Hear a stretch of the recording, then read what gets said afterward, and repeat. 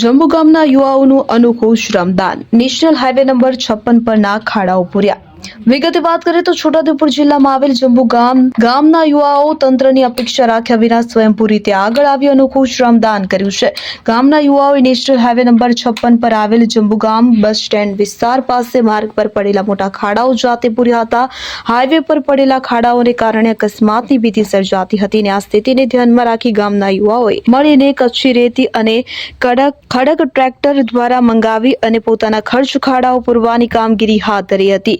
યુવાઓની આ પહેલથી ગામમાં પ્રશંસાનો માહોલ છે। લોકો કહી રહ્યા છે કે જાત મહેનત જિંદાબાદ અને સાથી હાથ બડાના જેવી કહેવતને જંબુ ગામના યુવાઓએ સાચી કરી બતાવી છે। હવે પ્રશ્ન એ ઉભો થયો છે કે જ્યારે સામાન્ય લોકો રસ્તાના ખાડા પૂરવા માટે તંત્રની જગ્યાએ પોતે આગળ આવે ત્યારે શું તંત્રને આ જોઈને શરમ ન આવે? स्वयं अब जाग कर जगाना देश है अपना।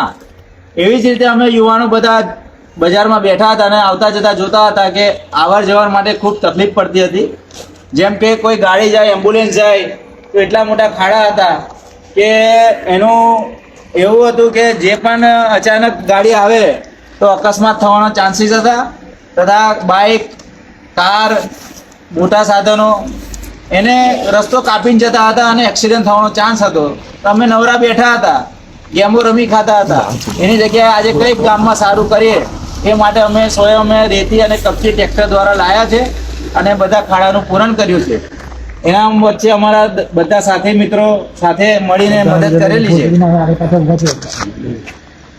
જય હિન્દ, જય ભારત।